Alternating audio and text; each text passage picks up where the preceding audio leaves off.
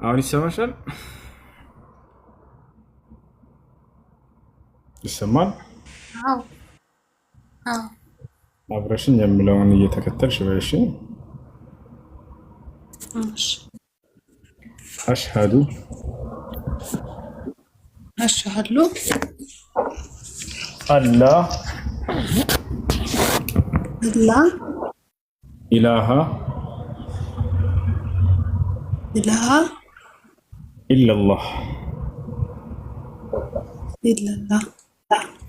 ወአሽሀዱ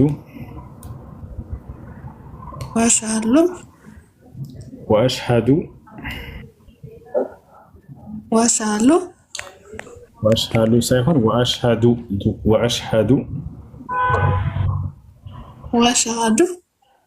አነ ሙሐመደን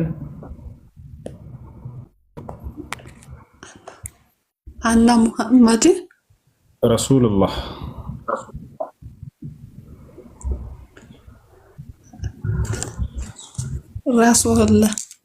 ማሻአላህ ጨርሰሻል። አሁን ያልሽው ቃል የሸሃዳ ቃል ወይንም የምስክር ቃል ይባላል። ሰዎች ወደ እስልምና ሲገቡ ጊዜ የሚናገሩት የሆነ የሚመሰክሩበት የሆነ የምስክር ቃል ነው። ትርጉሙ ምን ማለት ነው ወደሚለው ስንመጣ አሽሀዱ አን ላ ኢላሃ ኢለላህ ማለት እነሆ ከአንዱ አምላክ ከአላህ በስተቀር በእውነት የሚመለክ ሌላ አምላክ የለም ብዬ መሰክራለሁ ማለት ነው። ወአሽሀዱ አነ ሙሐመድን ረሱሉላህ ማለት ደግሞ ሙሐመድም የአላህ መልእክተኛና ነቢይ ናቸው ብዬ መሰክራለሁ ማለት ነው።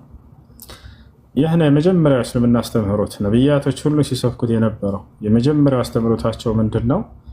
የትእዛዛት ሁሉ ፊተኛይቱና መጀመሪያይቱ እስራኤል ሆይ ስማ ጌታ አምላካችን አንድ አምላክ ነው እያሉ እስራኤላውያን ነቢያቶች ሲያስተምሩ የነበረው ነው። አንዱን አምላክ በብቸኝነት አምልኩ ነው፣ ሌላ አይደለም። ያ አንድ አምላክ ሶስትነት የለውም፣ በፍጹም ብቸኛ ነው። እሱ ለዘላለም ያለ የነበረ ለዘላለም የሚኖር አንድ አምላክ ብቻ አለ፣ ሶስት አይደለም። ያ አንድ አምላክ ለዘላለም ሕያው ነው። በሕያውነቱ ላይ ሞትነት የለበትም። ስለ እኔ ብሎ ሞተልኝ ብሎ ሂሳብ የለም። አምላክ የሰው ልጆችን ኃጢአት ለመማር የእርሱ በሞት ያስፈልገው ከባሪያዎች የሚያስፈልገው ለኃጢአታቸው ንስሐ ማድረግ ነው። ወደ ኃጢአታቸውን አምነው እርሱ ደግሞ የባሪያዎችን ንስሐ ተቀባይ ነው፣ ይቅር ይላቸዋል። ይቅር ባይ አምላክ ነውና ገብቶሻል። ስለዚህ አምላክ የሚሞትበት ምንም አይነት ምክንያት የለም። ይህ ነው። ሌላው አምላክ መለኮት ብቻ ነው። በባህሪው በመለኮትነቱ ላይ ሰውነት የለበትም። እርሱ ፈጣሪ ነውና የፍጡር ባህሪ በፍጹም እርሱ ጋር እችን ታክል የለችም። ፍጥረታትም ልክ እንዲሁ በፍጹም የፈጣሪነት ባህሪ እችን ታክል የላቸው። ሁለቱ ተቃራኒ ናቸው። ስለዚህ አምላክ አምላክ ብቻ እንጂ አምላክም ሰውም አይደለም። በፍጹም አምላክ አላህ ሱብሓነሁ ወተዓላ ጌታ ብቻ ነው። በጌትነቱ ላይ ባርነት የለበትም። አምላክም ነው ባሪያም ነው ተብሎ የሚገለጽ አይደለም። እሱ አምላክ ሁሉን ቻይ ነው፣ ሁሉን አድራጊ ነው። እኔ ከራሴ አንዳች ላድርግ አይቻለኝም ብሎ አምላክ በፍጹም ሊናገር አይችልም። ቦታቸው አለ አይደለ? አምላክ ሁሉን አዋቂ ነው። ስለ ትንሣኤ ቀን እኔ አላውቅም ብሎ የሚናገር አይደለም። እኔ ራሴ ያውቃለሁ የትንሣኤ ቀን እያለ አላህ የሚናገር አምላክ ነው። አላህ በቁርአን ላይ ሲናገር ኢነላሃ ዒንደሁ ዒልሙ ሰዓ ይላል። የትንሣኤዋ ቀን እውቀት ከእኔ ዘንድ ብቻ ነች ያለችው፣ እኔ ነኝ የማውቃት እያለ ይናገራል። የስአሉነከ ዐኒ ሰዓቲ ቁል ኢነማ ዒልሙሃ ዒንደ ረቢ። ሙሐመድ ሆይ ስለዚያች ቀንና ስለዚያ ሰዓት ይጠይቁሃል፣ ይህ እውቀት ከጌታዬ ከአላህ ዘንድ ብቻ ነው ያለው በላቸው እያለ ይናገራል። ይህ ነው። እሺ አንድ ሰው እስልምናን ከተቀበለ በኋላ ምን ማድረግ ይጠበቅበታል ወደሚለው ስንመጣ ጊዜ ለዚህ ላመነውና ለመሰከረው ለአንዱ አምላክ መገዛት፣ ሌላ አይደለም። ይወታችኋል አይደል? ትልቁ የሚያምልኮ ስርዓት ምንድነው? ሶላት ነው። ለአንዱ አምላክ ብቻ መስገድ፣ ለአላህ ሱብሓነሁ ወተዓላ ብቻ መስገድ። ሻወር በመውሰድ ንጹህ ልብስ በመልበስ ስለ ውዱ አደራረግ፣ ስለ ሶላት አሰጋገድ በመማር በቀን 5 ጊዜ ይሰገዳል። አላህ ሱብሓነሁ ወተዓላ ብቻ ነው የሚሰገደው። ይህን መስገድ ነቢያቶች ሁሉ ሲሰሩት የነበረ አምልኮ ስርዓት ነው በኢስላም ላይ የሚሰሩት። የመጀመሪያው ስለ አንዱ አምላክ ማመን ነው። ቅድም የመሰከርሽው ነቢያቶች ስለዚያ ስለ አንዱ አምላክ ሰብከውናል፣ አምነናል። ሌላው ለዚያ ለአንዱ አምላክ ብቻ ስግደት ሶላትን መስገድ ነው። አምላክ አላህ ሱብሓነሁ ወተዓላ በቁርአን ላይ ያዘዘውን ነብዩ ሰለላሁ ዐለይሂ ወሰለም በሐዲስ ላይ ያዘዙትን ያንን በመማር መፈጸም፣ በህይወት ዘመናችሁ የተቻላችሁትን ያክል የተከለከላችሁትን ነገር በመራቅ በህይወት ዘመናችሁ መኖር። ከሞት በኋላ ስላለው ህይወት ተስፋ ቃል አላህ በርካታ ቦታ ላይ ገብቶላችኋል። አንድ ሰው ሙስሊም ከሆነ በቀጣዩ ዓለም የዘላለማዊ ህይወትን ልሰጠው ገነትን ላስገባ ብሎ ቃል ገብቷል። ይህም በቁርአን ላይ ሲናገር ይላል ወበሽር ለዚነ አመኑ ወዐሚሉ ሷሊሓት አነ ለሁም ጀናትን ተጅሪ ሚን ተሕቲሃ አልአንሃር ኻሊዲነ ፊሃ እያለ ነገር ሙሐመድ ሆይ ለእነዚህ ያላመኑትና መልካምን ለሰሩት በቀጣዩ ዓለም ከሞት በኋላ ገነትን እንደሚገቡ አብስራቸው ከወዲሁ በእርሷም ውስጥ ለዘላለም ዘውታሪዎች እንደሆኑ ነገራቸው ይላል። ለዘላለም ዘውታሪዎች የሆኑ የዘላለማዊ ህይወትን በእርሷ ውስጥ እንደሚያገኙ በዚያም ውስጥ ገነትን እንደሚጎናጸፉ አላህ ሱብሓነሁ ወተዓላ ይህንን ተናግሯል ማለት ነው። እሺ ስምሽ ማን ነበር መጀመሪያ?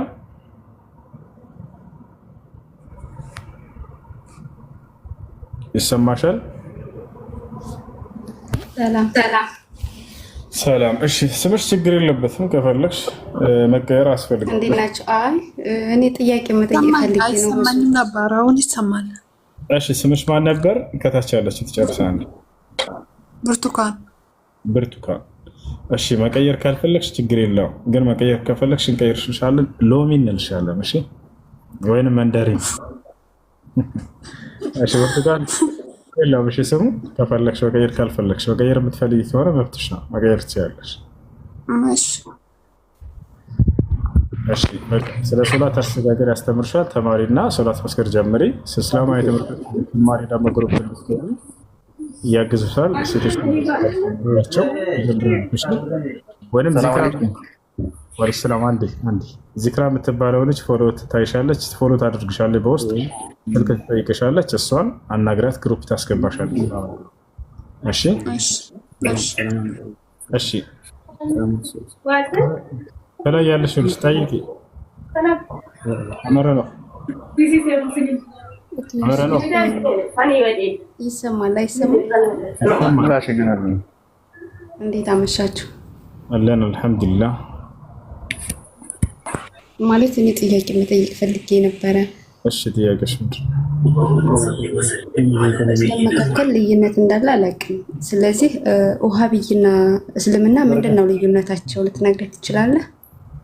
እሺ ኢስላም አምላክ አላህ ሱብሓነሁ ወተዓላ በነቢያቶች በኩል ለሰው ልጅ ዘር ሁሉ የደነገገው ብቸኛ መለኮታዊ ሃይማኖት እንደሆነ ነግሮናል። ኢነ ዲነ ዒንደላሂ ልኢስላም ይላል። ከእኔ ከአምላካችሁ ከአላህ ዘንድ ቀጥተኛው ሃይማኖት እስልምና ነው እያለ ይናገራል። ወረዲቱ ለኩም ልኢስላም ዲና ይላል። እስልምናን ሃይማኖት ብቻ ወደድኩላችሁ እያለ ይናገራል። ይህ ነው። እሺ ውሃብያ የሚባለው እስከተባለ ውሃብያ የሚባል አንጃ የለም እዚህ ዓለም ላይ። ነገር ግን ለምን ይህንን እንዳመጡት ሰዎች ልንገራችሁ ታሪኩን። ሁላችሁም ታውቃላችሁ፣ ምናልባት የማያውቁ ሰዎች ካሉ። ውሃብያ የሚባል ግሩፕ አለ ወይ አንጃ አለ ወይ? ላ የለም በፍጹም። ማንን አስመልክቶ ነው ታዲያ ከተባለ አንድ ሙሐመድ ብን አብድልዋሃብ የሚባል ሰው ነበር በሳዑዲ ምድር ላይ ታቸዋል። ይህ ሰው በዘመኑ ሲሰሩ የነበሩ ሽርኮችንና ቢድዓዎችን በአላህ ላይ ሌላ ባዕድ አምልኮዎችንና በነቢ ሰለላሁ ዐለይሂ ወሰለም ሱና ላይ ሲሰሩ የነበሩ መጤ ቢድዓዎችን እነዚህን አየና አወገዛቸው። ወደ ቁርአንና ወደ ሐዲስ ተመለሱ አላቸው። ደዓሁም ሊልሩጁዕ ኢለል ኪታብ ወሱና ወኢላ ማ ካነ ዐለይሂ ሰለፉ ሃዚሂል ኡማ ወሐዘረ ናስ ሚነ ሽርክ ወልቢድዕ ወልኹራፋት። ከባዕድ አስተምሮዎችና ከባዕድ አምልኮዎች እነዚህ አስጠነቀቃቸው። ወደ ቀደሙት የነቢያት መንገድና ወደ ሰለፎች መንገድ ተጣራ። በእነዚያም እነዚህ ሰዎች ሲያደርጓቸው የለመዷቸው የነበሩ ሽርኮችን እንዳለ ተቃወመባቸው። ከአላህ ውጭ ሌላ አካል አትጣሩ ነው ያላቸው። ነቢይና ወልይ ገለመል እያላችሁ በፍጥረታት ኢስቲጋሳ ታደርጉ፣ ይሄ ሽርክ ነው ብሎ ጻፈባቸው። መጽሐፉንም እንዳለ አስጠነቀቁ። ይሄ ወሃብያ የሚባል መንገድ ነው ተጠንቀቁ ብለው ከዘቡ ዐለይህ ወፍተሩ ዐለይህ ከማ ካነት አዕዳእ አልአንቢያ ወአዕዳእ ሰለፍ ሷሊህ የፍተሩነ ዐላ አልአንቢያ ወሰለፍ ሷሊህ። የነቢያት ጠላትና የሰለፎች ጠላት የነበሩ ሲቀጥፉ እንደነበረ በነቢያት ላይ ይወታቸዋል። ነቢያቶች ተሰድበዋል። ቂለ ዐንሁም ኢነሁም መጃኒን ኢነሁም ሰሐራ፣ እብዶች ተብለዋል፣ ደጋሚዎች ተብለዋል። ከዛሊከ ማ አተ ለዚነ ሚን ቀብሊሂም ሚን ረሱሊን ኢላ ቃሉ ሳሒሩን አው መጅኑን። ነቢ ሰለላሁ ዐለይሂ ወሰለም ሰዎች እብድ ገጣሚ ሲሏቸው ነው እብድና ደጋሚ ሲሏቸው ጊዜ ሙሐመድ ሆይ ልክ ከአንተ በፊት የነበሩ ነቢያቶችም ልክ አንድም ነቢይ አላለፈም እብድና ደጋሚ የተባለ ቢሆን እንጂ ምንም እንዳይሰማ ይላቸው ነበር። ወማ ዛለት አህል ልቢድዕ ወልአህዋ ተፍተሪ ወተክዚብ ዐላ ዱዓት አህል ሱነት ወልጀማዓ كما افترت الأشاعرة والصوفية والأحباش على الإمام المجدد الشيخ محمد بن عبد الوهاب رحمه الله تعالى. هذا الشيخ العظيم ما جاء بشيء جديد يخالف الكتاب والسنة، إنما جدد دعوة الأنبياء والمرسلين ودعا الناس إلى التمسك بالكتاب والسنة وما كان عليه سلف هذه الأمة. فنعم الرجل فجزاه الله عنا وعن المسلمين خير ما جزا به عباده الصالحين. እና በጣም ደግና መልካም የሆነ ሰው ሰዎችን ከባዕድ አምልኮ ወደ ተውሂድ ከቢድዓዎች ወደ ሱና የተጣራ የሆነ ደግና መልካም ሰው ነበር። ከእርሱ ሰዎችን ለማስበርገግ ሲሉ የዋሹበትና የቀጠፉበት የሆነ ቅጥፈት ነው ዋሃብያ የሚለው እንጂ በፍጹም ሰውየው በትክክል የእስላምን መንገድ ለትውልድ ያስተማረ ሰው ነው። ገብተሻል አይደለ? አመሰግናለሁ። ግን አንድ ያልተብራራልኝ ነገር ደግሞ አለ። ዋሃብያ ለምሳሌ ነፍስ አጥፊ ነው ወይስ ደግሞ ያኔ ገባ ጥያቄሽ? በቃ ዋሃብያ ነፍስ አጥፊ ነው ወይንስ አይደለም? ወላሂ ላዚም አንደኛ ዋሃብያ የሚባል ነገር የለም። እንትን እንዳልኳቸው የተሻለ አይደለ? ነገር ግን እነዚህ ዋሃብያ የሚሏቸውን አካሎች ብታያቸው ከቁርአንና ከሐዲስ የወጣ አስተምህሮ የላቸውም። የተሻለ ነው። ቁርአንና ሐዲስን የሚከተል ማንኛውንም ሙስሊም የሰለፎችን መንገድ እንከተል ያለን ሰው ዋሃብያ እያሉ እነዚህ ሰዎች ያወርፉታል። ለምን ከኛ ጋር ሙታንን አልተጣራም ነው? ለምን ከኛ ጋር ሆኖ የአላህን ባህሪ አልካደም ነው? እነዚህ ሰዎች ገብታችኋል አይደል? ስለዚህ በቁርአን ላይ በሐዲስ ላይ አምላክ አላህ ሱብሓነሁ ወተዓላ ንጹሃኖችን ግደሉ ብሎ በፍጹም አላዘዘም። ነገር ግን የሚዋጉ አካሎች ካሉ ከራስ ለመከላከል ሲባል መከላከል የዛኔ እንድንዋጋ ተፈቅዶልናል። ምን አይነት ሰዎች ልብ በሉ። ወቃቲሉ ፊ ሰቢልላህ አለዚነ ዩቃቲሉነኩም፣ እነዚያ በአላህ መንገድ ላይ ወይም በሃይማኖታቸው ምክንያት እንዲጋደሏቸውን ተጋደሏቸው አለ። ከራስ ለመከላከል ስንል የምናደርገው የሆነ ስርዓት እሱ ጅሃድ ተብሎ ይጠራል። ጅሃድ ጀሃደ ከሚለው ቃል ነው የተነሳው። መሰረቱ ጀሃድ ማለት ታገለ ማለት ነው። ጅሃድ ትግል ማለት ነው። ምን አይነት ሰዎች ነው ጅሃድ የምታደርጉ ከተባለ ሊጋደሉ የመጡን አካል መዋጋት ነው። ከታች አላረ ልክ እንዲሁ በሌላ ሀገር ላይ እየሄዱ ነቢ ሰለላሁ ዐለይሂ ወሰለም ያደርጉ ነበር። ጅሃድ የሚባለው ነገር እርሱ ምን አስመልክቶ ነው? ጅሃድ ለሁለት ይከፈላል። ጅሃድ ጠለብ ወጅሃድ ደፍዕ አው ዲፋዕ፣ ከራስ የመከላከል ጅሃድ እና የማጥቃት ጅሃድ አይነት ናቸው። ለሁለት ይከፈላሉ። ታች አላረ ስለዚህ አሁን አንደኛው ጅሃድ ምንድነው? ጅሃድ ዲፋዕ የመከላከል የሆነው የጅሃድ አይነት ነው። ያ ማለት እናንተ በሰላም ባላችሁበት በሀገራችሁ ሰዎች በእምነታችሁና በሀገራችሁ በማንኛውም ማንነታችሁ ሊያጠቋችሁ ሲመጡ የምትከላከሉበት እሱ ጅሃድ ዲፋዕ ይባላል። የመከላከል የሆነ ጅሃድ። ጅሃድ ጠለብ ደግሞ የመፈለግ የሆነ ጅሃድ ነው። እሱ ደግሞ ዳዕዋ ለማድረግ አንድ ነቢይና ተከታዮች ይወጣሉ። ልብ በሉ።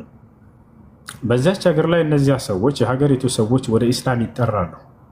ነቢ ሰለላሁ ዐለይሂ ወሰለም ሲያደርጉት እንደነበረው ወደ በርካታ ሀገራት እንደላኩት ማለት ነው። ከተቀበሉ ወደ እስልምና በጣም አማረ ሁሉ ነገር።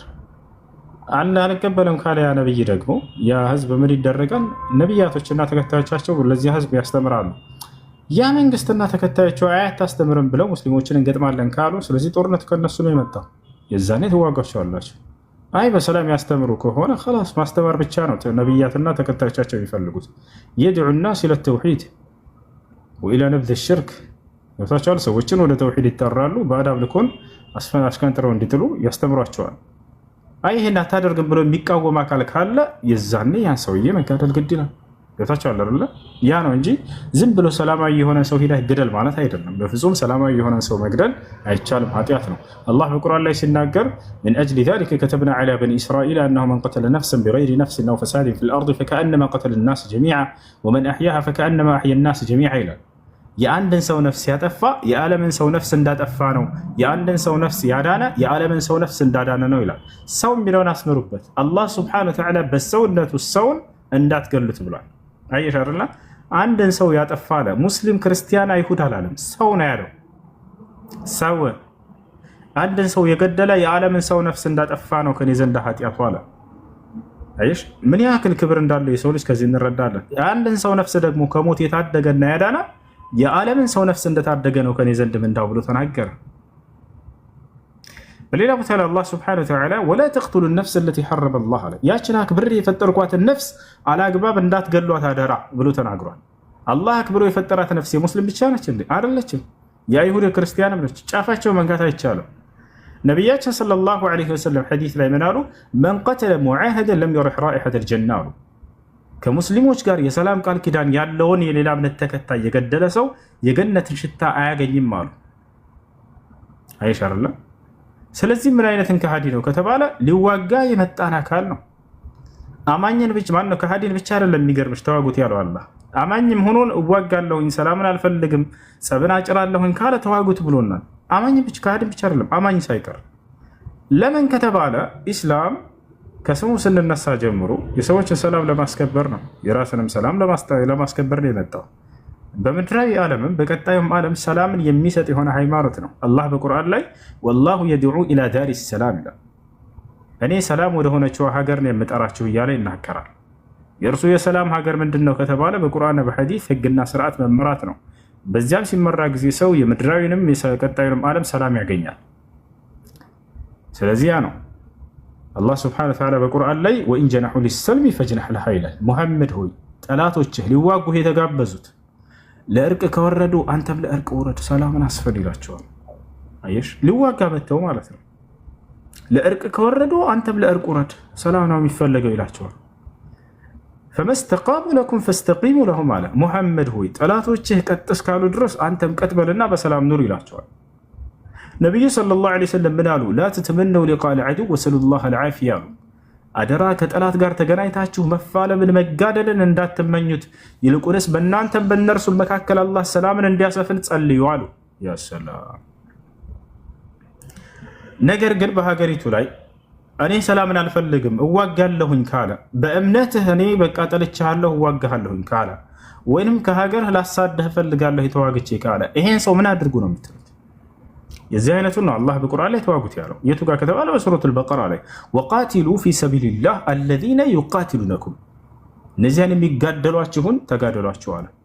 የማይጋደሉ ከሆነስ እንዳትጋደሏቸው ብሏል። ቀጥሎ ምን አለ? ወላ ተዕተዱ አለ፣ ወሰን እንዳታልፉ ድንበር እንዳታልፉ ግን አለ። ምን ማለት ነው ድንበር እንዳታልፉ ማለት? ነቢ ሰለላሁ ዐለይሂ ወሰለም ሐዲስ ላይ ተረጎሙት። ምን አሉ?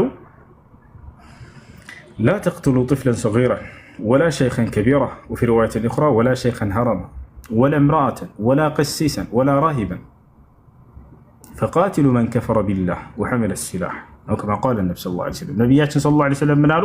አደራ ህፃናትን እንዳትገሉ፣ አደራ ሽማግሌዎችን እንዳትገሉ፣ አደራ ሴቶችን እንዳትገሉ፣ አደራ ቀሳውስቶችን እንዳትገሉ፣ ነገር ግን በአላህ የካደ ሊዋጋቸው የተጋበዘን አካል አሉ። ሊዋጋ የተጋበዘ አካል ሰይፍ ተሸክሞ የመጣን አካል እንጂ ተጋደል እያለ ያለው እነሱም እናጠፋለን እንዋጋለን ብለው ከመጡ ነው። ራሳቸው ለው እዛው ከተቀመጡ ማንም ያካሽ አየሽ ነው። ይሄን ይመስላል ለማንኛው። እሺ አመሰግናለሁ። አልሐምዱሊላህ። ሌላ ጥያቄ አለሽ? ወጣሽ መሰለኝ። እሺ ሰላም። ከላይ እህታችን እንዴት ነሽ? ይሰማሻል? አሉ ከላይ ይሰማሻል? ወይ ይሰማኛል። እንዴት ነሽ? ደህና ነሽ? ሰላም ነው አለን አልሐምዱሊላህ። እሺ ጥያቄ አለሽ? ጥያቄ እንኳን ብዙም የለኝም፣ ግን እኔ ያለሁበት ኦርቶዶክስ ነኝ። ወደ እናንተ እንፈልጋለሁ። መልካም። እሺ ስለ እስልምና ከዚህ በፊት ስናስተምር ምናምን ሰምተሻል አይደለ? ነው አልሰማውም። የሆነ ሰው ነበረና እንደዚህ ብዬ ጥያቄ ያቀረቡለት እሱ ሼር አድርጎልኝ የመጣሁት። መልካም። እሺ ስለ ኢስላም ባጭሩ ልንገርሽና ከዛ ሻሃዳ ሲይዝሻለሁ። እሺ ስለ ኢስላም ባጭሩ ላስረዳሽ። እሺ እሺ ኢስላም አምላክ በነቢያት በኩል ለሰው ዘር ሁሉ የደነገገው ብቸኛው መለኮታዊ ሃይማኖት ነው። ለዚህ አምላክ አላህ ሲናገር ምን ይላል? ኢነ ዲነ ዒንደላሂ ልኢስላም ይላል። እኔ ከአምላካችሁ ዘንድ ቀጥተኛው ሃይማኖት እስልምና ብቻ ነው ይላል። ለቀደሙት ነቢያት ደንግጎት እንደነበር ሲናገር ምን ይላል? ሸረዐ ለኩም ሚነ ዲን ማ ወሳ ቢሂ ኑሐን ወለዚ አውሐይና ኢለይከ ወማ ወሰይና ቢሂ ኢብራሂመ ወሙሳ ወዒሳ ይላል። እነሆ ይህን እስልምናን ሃይማኖት እኔ ደነገግኩላችሁ ከዚህ በፊት ኖህን፣ አብርሃምን፣ ሙሴን፣ መሲሁን ወይም ዒሳን አዝዤባቸው የነበረውን ሃይማኖት እያለ ይናገራል። ስለዚህ አምላክ ራሱ የደነገገው ሃይማኖት ነው። ነቢያቶች የታዘዙበት የሆነ ሃይማኖት ነው። ነቢያቶች ደግሞ ራሳቸው እንደሰበኩ አላህ በቁርአን ላይ ሲነግረን ምን ይላል? ወያዕቁብ ያ በንየ ኢነላህ አስጠፋ ለኩም ዲነ ፈላ ተሙቱነ ኢላ ወአንቱም ሙስሊሙን። ያዕቁብ ለልጆች ምን አላቸው? ልጆች ሆይ አደራ ሙስሊሞች ሆናችሁ እንጂ እንዳትሞቱ አላቸው ይላል። እነዚህ ነቢያቶች ደግሞ ቃል በቃል እኛ ሙስሊሞች ነን እያሉ ሲናገሩ እናያቸዋለን። ኖህ ለምሳሌ ምን አለ? ወኡሚርቱ አን አኩነ ሚነል ሙስሊሚን አለ። እኔ ከሙስሊሞች እንደሆን ታዘዝኩ አለ። ሐዋርያቶች ቃል በቃል እኛ ሙስሊሞች ነን ሲሉ እንሰማቸዋለን። ሱረት አልማኢዳ ቁጥር 111 ላይ ወኢዛ አውሐይቱ ኢለል ሐዋርይን አን አሚኑ ቢ ወቢረሱሊ ቃሉ አመና ወአሽሀዱ ቢአንና ሙስሊሙን። ሐዋርያቶች ቃል በቃል እኛ ሙስሊሞች ነን ይላሉ። ስለዚህ አምላክ የደነገገው ሃይማኖት ነው። ነቢያቶች የታዘዙበት የሆነ ሃይማኖት ነው። ነቢያቶች የሰበኩት የሆነ ሃይማኖት ነው። የነቢያት ተከታይ እኛ ሙስሊሞች ነን ብለው ራሳቸውን የገለጹበት የሆነ ሃይማኖት ነው። ስለዚህ አምላክ ቃል በቃል ሙስሊም ሆኖ ብሎ ያዘናል። ሙስሊም ለሆነ ሰው በቀጣዩ ዓለም የዘላለማዊ ህይወትንና ገነትን ሊያወርሰው ቃል ገብቷል። ይህን አላህ በቁርአን ላይ ሲናገር ሱረቱ ዙኽሩፍ ላይ አለዚነ አመኑ ቢአያቲና ወካኑ ሙስሊሚን ኡድኹሉል ጀና ይላል። እነዚያ ሙስሊሞች የሆኑትን ገነትን ግቡ ነው የምላቸው ይላል። እሺ ከእስልምና ውጭ ሌላን ሃይማኖት ተከትሎ የሄደ ሰው እስከተባለ በቀጣዩ ዓለም የገሃነም እንደሚሆን ቃል በቃል ተናግሯል። አምላክ አላህም በሱረት አልዕምራን ላይ ሲናገር ወመን የብተጊ ገይረ ልእስላሚ ዲናን ፈለን ዩቅበለ ሚንሁ ወሁወ ፊል አኺረቲ ሚነል ኻሲሪን ይላል። ከእስልምና ውጭ ሌላን ሃይማኖት የተከተለ ሰው የሃይማኖቱ ከኔ ዘንድ ተቀባይነት የለውም፣ እርሱ በቀጣዩ ዓለም ከከሳሪዎቹ ከገሃነም ሰዎች ይሆናል እያለ ይናገራል። ይህን ይመስላል። ይህ መሆኑ ከታወቀ አምላክ የደነገገው ሃይማኖት እንደሆነ ከታወቀ ነቢያቶች የሰበኩት የተከተሉት መንገድ እንደሆነ ከታወቀ ታዲያ የእስልምና ሃይማኖት የመጀመሪያው ትእዛዝና አስተምህሮ ምንድን ነው ከተባለ አንድና ብቸኛ የሆነውን አምላክ በብቸኝነት ማምለክ ነው። ያ አንድ አምላክ አንድ ብቻ ነው። በአንድነቱ ላይ ሶስትነት የለበት። ያ አንድ አምላክ ለዘላለም ሕያው ነው። በሕያውነቱ ላይ ሞትነት የለበት። አላህ በቁርአን ላይ ስለ ራሱ ባህሪ ሲናገር ሁወል ሐዩ ላ ኢላሃ ኢላሁ ይላል። እኔ ለዘላለም ሕያው የሆንኩኝ አምላክ ነኝ፣ ከእኔ በስተቀር ሌላ ማንም አምላክ የለም ይላል። ወተወከል ዐለል ሐይ አለዚ ላ የሙት ይላል። በፍጹም በማልሞተው በሆንኩት ሕያው በሆንኩት በእኔ በአምላካችሁ ላይ ተመኩ እያለ ይናገራል። እርሱ አንድ ብቻ ነው። በአንድነቱ ላይ ሶስትነት የለበትም። አምላክ ያለ የነበረ ለዘላለም የሚኖር ነው። ሁወል አወል ወል አኺር አለ። እኔ የመጀመሪያውም የመጨረሻውም ነኝ አለ። ያቻለ ይህ ነው እና ይህን አንድ አምላክ በብቸኝነት እንድናመልክም ነቢያቶች የሰበኩት። ታዲያ ከነቢያቶች አላህን በብቸኝነት ተገዙ ብለው ይሰበካሉ ከተባለ አዎ መሲህን ራሱን ብንወስድ ምን ይላል? ወቃለ ልመሲሕ ያ በኒ እስራኤል አዕቡዱላህ ረቢ ወረበኩም። መሲሁ ወይንም ክርስቶስ የማርያም ልጅ ምን አላቸው ለህዝቦቹ? ህዝቦች ሆይ የእኔንም የእናንተንም ጌታ የሆነውን አላህን በብቸኝነት ተገዙ አላቸው ይላል። መሲሁ በምድር ላይ መጥተው እኔን አምልኩ ሊል አልመጣም። እኔን አምልኩኝ አላለም በፍጹም። ይልቁንስ የላከውን አምላክ እንድናመልክን የሰበከው። ይሄ ነው ኢስላም እያለ ያለው። እነ አብርሃም፣ እነ ይስሐቅ፣ እነ ያዕቆብ፣ እነ ዮሴፍ፣ እነ መሲሁ፣ እነ ሙሴ፣ ነቢዩ ሙሐመድ ሰለላሁ ዐለይሂ ወሰለም ሁላቸውም አምላክ የመረጣቸውና የላካቸው ናቸው ወደ ሰው ዘር እንድናመልክ የሰበኩት ያን የላካቸውን አምላክ እንጂ በፍጹም ከመካከላቸው አንዳቸውን አይደለም። አላህ በቁርአን ላይ ስለ ነቢያቶቹ ስለላካቸው ሲናገር ወላ የእሙረኩም አን ተተኺዙ ልመላኢከተ ወነቢይነ አርባባ አለ። መላእክቶችንም ሆነ ነቢያትን ከእኔ ከአላህ ውጭ ሌላ ጌቶች አድርጋችሁ እንድትይዙ የሰበካችሁ አንድም የለም ይላል። መሲሁ በፍጹም ከአምላኩ ውጭ ሌላን አካል አምላክ አድርጋችሁ ያሱ አላለም። መሲሁ ከአምላኩ ውጭ እኔን አምልኩኝ ብሎ በፍጹም ተናግሮ አያውቅም። አያቻረ ይህን ይመስላል። እሺ ሚውትሽን አንሺው።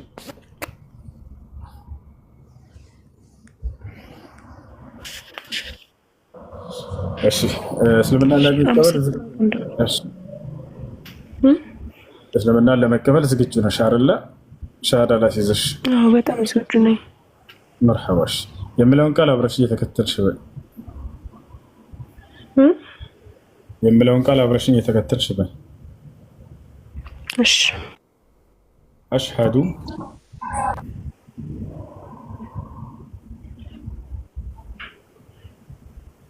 أشهد أشهد أشهد أن لا إله إلا الله وأشهد أن الله سيكون أن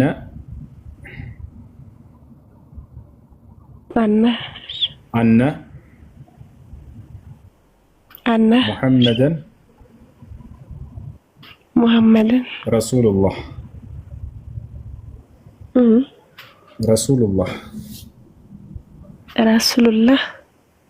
ማሻአላህ ጨርሰሻል። አላህ ምስጋና ይገባው። ከዚህ በኋላ ሙስሊም ሆነሻል። አሁን ያልሽው ቃል የሻሃዳ ቃል ወይም የምስክር ቃል ይባላል። አንድ ሰው ወደ እስልምና ሃይማኖት ሲመጣ ጊዜ የሚመሰክረው የምስክር ቃል ነው። ትርጉሙ አሽሃዱ አን ላ ኢላሃ ኢለላህ ማለት እነሆ ከአላህ በስተቀር በእውነት የሚመለክ ሌላ አምላክ የለም ብዬ መሰክራለሁ ማለት ሲሆን፣ ወአሽሃዱ አነ ሙሐመድን ረሱሉላህ ማለት ደግሞ ሙሐመድም የአላህ መልእክተኛና ነቢይ ናቸው ብዬ መሰክራለሁ ማለት ነው። በቀደሙት ነቢያት ዘመን ሰዎች ወደ ኢስላም ሲገቡ ይህን ቃል እያሉ ነበር የሚገቡት። ለምሳሌ በመሲሁ ዘመን የአምላካቸውን የአላህን አንድነት አምላክነት ይመሰክራሉ። በዘመኑ የተላከላቸውን ነቢይ ደግሞ መሲሁን እንደ መልእክተኛ ይመሰክሩ ነበር። ለዚህ ማስረጃ አላህ ስብሐነሁ ወተዓላ በሱረቱል ማኢዳ ምዕራፍ 5 ቁጥር 111 ላይ ሲናገር ወኢዝ አውሐይቱ ኢለል ሐዋርይን አን አሚኑ ቢ ወቢረሱሊ ቃሉ አመና ወሽሀድ ቢአንና ሙስሊሙን ይላል። ወደ ሐዋርያቶችም የትእዛዝ ቃሌን ባስተላለፍኩ ጊዜ አለ። ወደ ሐዋርያቶች የትእዛዝ ቃል ከአምላክ ዘንድ የሚተላለፍላቸው በዘመኑ በተላከላቸው መልእክተኛና ነቢይ በመሲሁ በኩል ነበር። ምን የሚል ትእዛዝ ነው የተላለፈው ሙስሊም የሆኑ ዘንድ ከተባለ አን አሚኑ ቢ ወቢረሱሊ፣ በእኔ በአምላካችሁ በአላህ እመኑ፣ በላኩላችሁ መልእክተኛና ነቢይም እመኑ ተባሉ። ወደ ሐዋርያቶች ምን አሉ? ቃሉ አመና፣ እነሆ አምላካችን አላህ ሆይ በአንተ አምላክነት አመንን፣ በመሲሁ መልእክተኛነት ደግሞ አመንን፣ ወሽሀድ ቢአንና ሙስሊሙን፣ ሙስሊሞች መሆናችንንም መስክር አሉ ይላል። አያችሁ፣ የሙስሊምነታቸው ማስመስከሪያ ቃል ይሄ ሸሃደተይን ቃል ነበር። ከአላህ በስተቀር በእውነት የሚመለክ አምላክ የለም ብለው ይመሰክራሉ። መሲሁን ደግሞ እንደ መልእክተኛ አድርገው ይቀበላሉ። በየሁሉም ዘመናት በነቢያቶች ዘመን ይሄ ነበር። በሙሳ ዘመን ይህ ነው። ላኢላሃ ኢለላህ ሙሳ ረሱሉላህ፣ ሙሳ እንደ መልእክተኛ ተቀብለዋል። አምላካቸው አላህ እንደሆነ ተቀብለዋል። በነቢዩ መሐመድ ሰለላሁ ዐለይሂ ወሰለም ዘመን እስከ ደግሞ ላኢላሃ ኢለላህ ሙሐመድን ረሱሉላህ የሚያልሽው ቃል ማለት ነው። ይህ ነው። እሺ፣ አንድ ሰው እስልምናን ከተቀበለ በኋላ እስልምናን በመቀበሉ ምን ያገኛል ከተባለ የመጀመሪያ በምድር ላይ የሚያገኘው በሰለመበት ቀን ለኃጢአቱ ሁሉ ስርየት ምህረትን ያገኛል። በሰለመበት ቀን ወደ አላህ በተመለሰበት ቀን አላህ በምህረት ነው የሚቀበለው፣ በይቅርታ ነው የሚቀበለው። ስላለፈው ዘመኑ ኃጢአት ሁሉ አያስብበትም በቅንጣት። አላህ ይህን ቃል በቃል በቁርአን ላይ ሲናገር ቁል ሊለዚነ ከፈሩ ኢየንተሁ ይግፈር ለሁም ማ ቀድ ሰለፍ ወኢን የዑዱ ፈቀድ መደት ሱነቱል አወሊን ይላል። ሙሐመድ ሆይ ለእነዚያ ለካዱት እንዲበላቸው ካሉበት ክህደት ቢቆጠቡና ወደ እኔ ቢመለሱ ያለፈ ኃጢአታቸውን ሁሉ ምርላቸዋለሁኝ አለ። ይሄ ነው ትልቁ ጸጋ እዚህ ዓለም ላይ ለኃጢአታችሁ ሁሉ ምህረትን ማግኘት ነው። ንጹህ ሆናችሁ ከአምላካችሁ ዘንድ መገኘታቸው ነው። ያ ደግሞ ወደ አላህ መመለሳችሁ በቂ ነው ወደ ከእርሱ ዘንድ። እርሱ ለኃጢአታችሁ ስርየት የማንንም የሰው ልጅ ደም አይፈልግም። አምላክ አላህ ስብሐነሁ ወተዓላ ስህተታችሁን አምናችሁ ምህረትን እንድትጠይቁት ብቻ ነው ያዘዘው በነቢያት በኩል። ሰዎች ኃጢአትነታቸውን አምነው ስህተት እንዳደረጉ ወደ ጌታቸው ወደ አላህ ስብሐነሁ ወተዓላ ከተመለሱ በእርሱ ካመኑ አላህ ያለፈ ኃጢአታቸውን ሁሉ ሊቅር ሌላቸው ቃል ገብቶላቸዋል። ወኢኒ ለገፋሩ ሊመን ታበ አለ። ወደ እኔ ንስሐ ላደረገና ለተመለሰ ሰው እኔ ምርለታለሁኝ አለ። ፈመን ታበ ሚን በዕድ ዙልሚሂ ወአስለሐ ፈኢነላህ የቱቡ ዐለይሂ ኢነላህ ገፉር ረሒም አለ። በኃጢአት ነፍሱን በክህደት ነፍሱን ከበደለ በኋላ መልሶ ወደ እኔ ራሱን ተመልሶ ያስተካከለ ንስሐ ያደረገ እኔ ንስሐውን እቀበለዋለሁኝ አለ። እኔ መሐሪና አዛኝ የሆንኩኝ አምላክ ነኝና እያለ ተናገረ። ይህ ነው አምላክ መሐሪና አዛኝ ነው ከተባለ ባሪያ ጥፋትን አጥፍቶ ኃጢአትን አድርጎ ክህደትን አድርጎ ወደ እሱ ንስሐ ባደረገ ጊዜ ያ ባህሪው አዛኝና መሐሪ የሚለው ባህሪ በእርሱ ላይ ሊስተዋል ይገባል።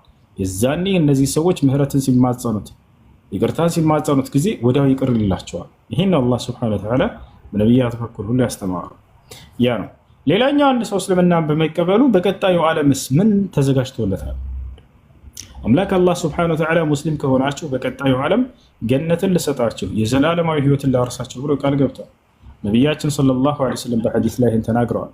አላህ በቁርአን ላይ ሲናገር ኢነ ለዚነ አመኑ ወዐሚሉ ሷሊሓት ለሁም ጀናቱ ነዒም ኻሊዲነ ፊሃ ወዕደላሂ ሐቃ ወሁወል ዐዚዙል ሐኪም ይላል።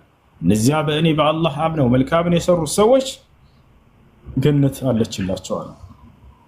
ኻሊዲነ ፊሃ በእርሷም ውስጥ ለዘላለም ዘውታሪዎች ናቸዋል። በእርሷም ውስጥ ለዘላለም ዘውታሪዎች ናቸዋል። እነዚህ የዘላለማዊ ህይወት አላቸው። በዚያም ውስጥ ገነትን ይጎናጸፋሉ። ይሄን ቃል ገብቷል አላህ። እሺ ስምሽ ማን ነበር እህታችን? በዓለም ላይ።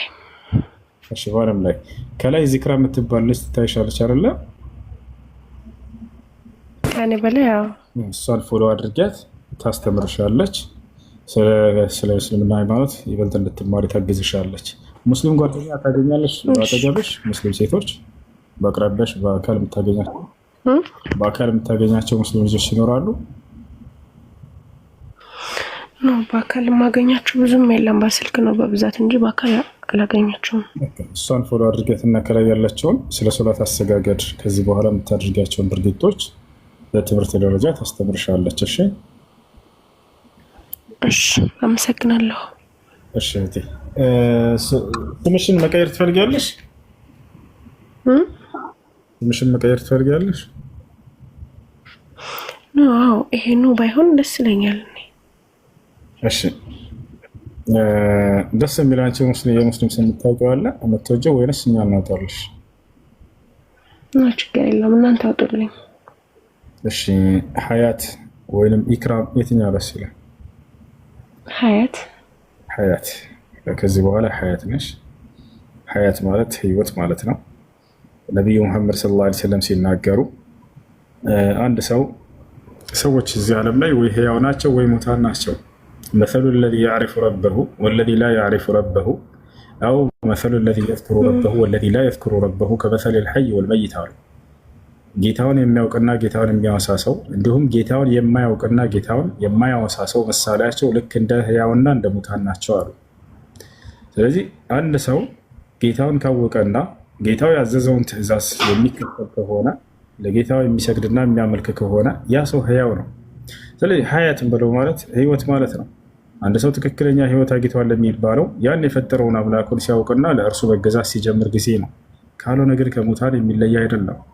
እርሱ አምላኩን አላህ ሱብሓነሁ ወተዓላን አውቆ የሚገዛ ሰው ቢሞት እንኳን አላህ ሱብሓነሁ ወተዓላ ይህ ሰው ህያው እንደሆነ ይገልጸዋል።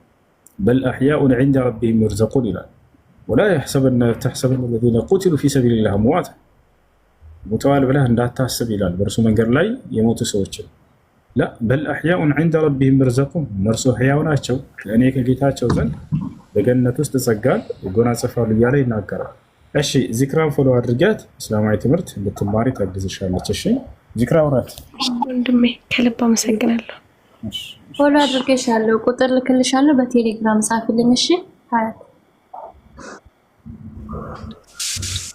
ውዙ አቤት እየሰማ ነው። እሺ የሆነ ጥያቄ ነበረኝና እሺ ጥያቄ ምንድነው? ለምሳሌ ይሰማል? አዎ ይሰማል። ለምሳሌ አሁን በህይወት እየኖርን ማለት ነው። እሺ የተጻፈልንን ነው የምንኖረው ወይስ ኖረን ነው የተጻፈልንን እንትን የምናደርገው? እሺ ገብቷል ምለው ነገር? በደንብ ገብቶኛል። አስረዳለሁ። መጀመሪያ ወይ በአላህ እንትን የተጻፈልንን ነው የምንኖረው ወይስ እንዴት ነው? እስኪ እቺን ነገር አስረዳኝ። አብሽር አስረዳለሁ። እሺ ከላይ ያለን ሰው አንድ ላናግረው። ከላይ ከመጨረሻ ያለው ሰላም ብያለሁ። ሁሴ እንዴት ነሽ? በአላህ ደህና ነኝ አልሐምዱሊላህ። አይ እኔ ዝም ብዬ አድናቂሽ ነኝ ወላሂ በጣም ነው የምትመቸኝ። እናመሰግናለን። እና ማለት ነው ሁሱ እሺ አንዴ እሱን ልመልስለትና ትቀጥላለህ። እሺ እሺ እሺ አይ እሺ በደንብ አዳምጠኝ። እሺ የጠየቀው ልጅ አለ አው እየሰማ ነው። እና እዚህ ዓለም የምንኖረው ለሁለት ይከፈላል። አንደኛ ያለኛ ነፃ ምርጫ ፍቃድ ወይንም እኛ ነፃ ምርጫ ፍቃድ ሳይሰጠን ፈጣሪ በእኛ ላይ እንዲሆኑብን የወሰናቸው ነገራቶች አሉ። ምንም ነፃ ምርጫ ፍቃድ ያልተሰጠን ነገራቶች ለእኛ ምንም ድርሻ ያለንም በዚያ ላይ የእርሱ ውሳኔ ብቻ ነው። ሁለተኛ ለእኛ ነፃ ምርጫ ፍቃድ ሰጥቶን የተወልን ነገራቶች አሉ። ታቻል ለእኛ ነፃ ምርጫ ፍቃድ ሰጥቶን የተወልን ነገራቶች አሉ። እነሱ ምን ናቸው ከተባለ ከእኛ የሚሆኑ ማናቸውም ጽድቅ የሚሆኑ ኃጢአቶች በእኛ ላይ እንዲሆኑ የወሰናቸው ነገራቶች አሉ። አሁን ከነገርኩህ ውጭ ያሉት እንዳለ። ታዲያ ፈጣሪ እነዚህን ጽፏቸዋል ወይ ሁለቱንም ከተባለ አዎ ጽፎታል። አምላክ አላህ የወደፊትን ሁሉ የሚያውቅ ነው። አምላክ ልብ በሉ። አምላክ አላህ አዋቂ ነው ስንል ጊዜ ስላለፈውም ስለሚመጣውም ሁሉ ስለ ፍጥረታቶቹ ሙሉ እውቀት አለው።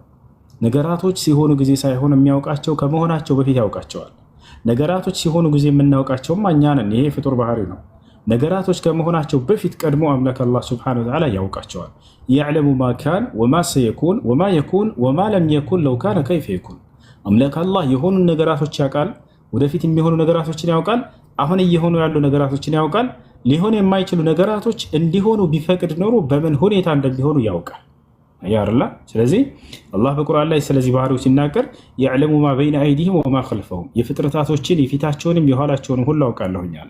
ስለዚህ በእኛ ላይ እንዲሆኑ የወሰናቸው ነገራቶች ለእኛ ነፃ ምርጫ ፍቃድ ሳይሰጠን እነዚያን ያውቃቸዋል፣ ጽፏቸዋል፣ እነዚያ ወስኗቸዋል። ምንም ፍቃድ አልተሰጠንም። ገብተዋል። ከእኛ የሚሆኑ ነገራቶች ያሉ ጽድቅና ኃጢአት ደግሞ ለእነዚህን ደግሞ ለእኛ ነፃ ምርጫ ፍቃድ ሰጥቶናል። ሁለቱንም ግን ያውቃቸዋል፣ ጽፏቸዋል። የትንሣኤ ቀን የሚፈራረደን በየትኛው ነው ከተባለ ከእኛ በሚሆኑ ጽድቅና ኃጢአቶች ነው። በእኛ ላይ እንዲሆኑ የወሰነብን ነገራቶች እነዛን ይፈረደናል ወይ? የትንሣኤ ቀን ይጠይቀናል? ላ አይጠይቀንም። አብሽር እንዳታስብ። ለዚህ ነው አምላክ ወስኖብኝ ከሆነ ለምንድን ነው የሚጠይቀኝ? ትክክለኛ ጥያቄ ነው። እርሱ እንዲሆኑ የወሰነብህ ነገራቶች ነፃ ምርጫ ፍቃድ ሳይሰጡ በእነዛ ነገራቶች ላይ አይጠይቀንም። አብሽር እንዳታስብ። ለምሳሌ ምን ናቸው እነሱ ከተባለ አንተ ወንድ ልጅ መሆንህ አንድ ቤትህን አንሳው። ማን ነበር ስምህ? አረካ ወንድ ልጅ መሆንህ አሁን ለምሳሌ ይሄ ቀድሞ የተወሰነ ነገር ነው። ለአንተ ነፃ ምርጫ ፍቃድ አልሰጠህም። አምላክ በዚህ ነገር የትንሣኤ ቀን አይጠይቅህም። ይሄ አምላክ ወደዚህ ዓለም በጣም ልክ እንዲሁ አላስፈቀደህም አይደለ? ነፃ ምርጫ ፍቃድ አልሰጠህም አይደለ? ወይንስ ልፍጠርህ ብሎ መጀመሪያ ፍቃድ ሰጥቶህ ነው? ወይንስ በራሱ ነው የወሰነው? በራሱ ነው የወሰነው አይደለ? ወደዚህ ዓለም እንድትመጣ ፍቃድ ሰጥቶህ ነበር? ልፍጠርህ ወይንስ አልፍጠርህ ብሎ አስማምቶህ ነው? ወይንስ በራሱ ነው የወሰነው እንድትመጣ? በራሱ ነው የወሰነው። በራሱ ነው። አሁን አየህ አይደል? ይሄ ራሱ የወሰነው ነገር ነው። ነገ የትንሣኤ ቀን ለምን ተፈጠርክ ብሎ አይቀጣህም። እንዳታስብ። ወንድ ልጅ መሆንህ አንተ ወይንም አንዷ ሴት መሆኗ ከላይ ያለችው ይሄ አምላክ ቀድሞ የወሰነው ነገር ነው በእኛ ላይ። እርሱ አምላክ ራሱ በወሰነው ነገር ላይ ምርጫ ፍቃድ ባልሰጠን ነገር ላይ ነገ የትንሣኤ ቀን ለምን ወንድ ሆነህ ተፈጠርክ ብሎ ይጠይቅሃል። ይቀጣሃል። በዚህ አይቀጣህም አይደል? አይቀጣህም። ጥቁር ወይንም ቀይ መሆንህ ልክ እንዲሁ ቀይ ከሆንክ ለምሳሌ አንተ ቀይ እንድትሆን ይህን አስመርጠዋል ወይንስ በራሱ ነው የወሰነው? በራሱ ነው። ነገ የትንሣኤ ቀን ለምን ቀይ ሆነህ ተፈጠርክ ለምን ጥቁር አልሆንክም ብሎ ይጠይቅሃል። ይቀጣሃል። በዚህ ነገር ላይ አይቀጣም። አየህ አይደለ? ልክ እንዲሁ አንተ ኢትዮጵያ ላይ መፈጠርህ ለምሳሌ ይሄን ራሱን የወሰነው ወይንስ ሳይፈጥረህ በፊት ኢትዮጵያ ላይ ልፍጠርህ ወይንስ አሜሪካ ልፍጠርህ ብሎ አስማምቶህ ነው? በራሱ ነው የወሰነው። በራሱ ነው የወሰነው። ነገ የትንሣኤ ቀን ለምን አሜሪካ አልተፈጠርክም ብሎ አይጠይቅህም። እንዳታስብ። አንተ ከእናትና ከአባትህ ስማቸው ማን ነው ብዬ ጠይቀህ ታውቃቸዋለህ። ከነሱ እንድትፈጠር የወሰነው እሱ ነው። ነገን ለምን ከነሱ ተፈጠርክ ከሌላ ለምን አልተፈጠርክም ብሎ አይጠይቅህም። አየህ አይደለ? እንዲህ አይነት እነዚህ አምላክ በእኛ ላይ እንዲሆኑ የወሰናቸው ነገራቶች አጭር ነህ ረጅም ራሱን የወሰነው ይሄን ነገር ነገ የትንሣኤ ቀን አጭር አድርጎ ፈርጥሮ ከሆነ ለምን ረጅም አልሆንክም ብሎ አይጠይቅህም። በእኛ ላይ እንዲሆኑ የወሰናቸው ነገራቶች አሉ። ለእኛ ነፃ ምርጫ ፍቃድ ሳይሰጠን ራሱ የወሰናቸው።